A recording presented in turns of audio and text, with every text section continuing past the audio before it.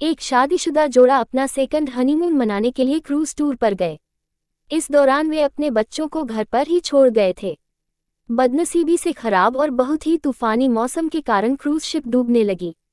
सभी लोगों की तरह वे दोनों भी अपनी जान बचाने के लिए लाइफबोट एरिया की तरफ दौड़े, लेकिन वहां भी सिर्फ एक ही व्यक्ति के लिए जगह बची हुई थी। अपनी पत्नी को डूबती शीप पर छोड़ आदमी लाइफबोट में बैठ गया। पत्नी उसी डूबती शीप पर खड़ी अपने पति को दूर जाते हुए देख रही थी। वो चिल्लाकर अपने पति से बोली। इस कहानी को यही विराम देते हुए शिक्षक ने अपने सभी विद्यार्थियों को पूछा, क्या कोई अंदाजा लगा सकता है पत्नी ने पति से क्या कहा होगा? ज्यादातर विद्यार्थियों का एक समान उत्तर था। उन्होंने कहा, पत्नी बोली होगी कि मैंने तुमसे इतना प्यार किया और तुम मुझे इस तरह छोड़कर जा रहे हो। मैं तुमसे नफरत करती हूँ। शिक्षक की नज़र एक शांत बैठे विद्यार्थी पर पड़ी। शिक्षक ने उसे जाकर यह सवाल पूछा।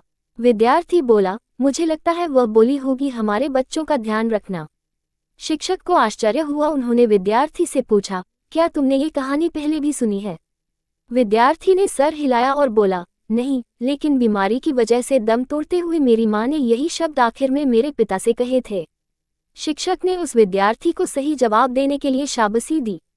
कहानी को आगे बढ़ाते हुए शिक्षक ने कहा, क्रूज शिप डूब गई और साथ में पत्नी भी। पति घर वापस लौट आया और उसने अकेले ही अपने बच्चों को पाल पोस कर बड़ा किया। कई सालों बाद उस पति की भी मौत हो गई। एक दिन उसकी बेटी, जो उसे अपनी मां की मौत की जिम्मेदार मानती थी, अपने पिता के सामान को साफ करते हुए उसे एक डायरी मिली, जिसे पढ़कर उसे सच्चाई का पता लगा। डायरी में लिखा था, जब उसके माँ बाप उस क्रूज शिप पर गए थे तब उन्हें पहले से ही पता था कि उसकी मम्मी को 3rd स्टेज कैंसर है और इसलिए वो दोनों आखिरी बार एक साथ ज़्यादा से ज़्यादा समय बिता सके, इसलिए दोनों अकेले ही उस क्रूज शिप पर गए थे। जब उस शिप पर वह मनहूस समय आया था तब उसके पिता ने उस अकेली बची लाइफ बोट की जगह में बैठने से मना कर दिया था। उन्होंने डायरी में लिखा था कि वह भी अपनी पत्नी के साथ ही उस डूबती हुई शिप में डूब जाना चाहते थे, लेकिन सिर्फ और सिर्फ उनके बच्चों के लिए अपनी पत्नी की कसम देने के बाद उनको उसे अकेला छोड़कर उस लाइफ बोट में सवार होना पड़ा। इस डायरी को पढ़ने के बाद बेटी फूट फूट कर रो पड़ी। शिक्षक ने ये कहानी यही खत्म की और पूरा क्लास शांति में डूब गया। ये शांति देख शिक्षक को पता चल गया कि वह इस कहानी के जरिए जो सीख अपने विद्यार्थियों तक पहुंचाना चाहते थे वह पहुंच चुकी है।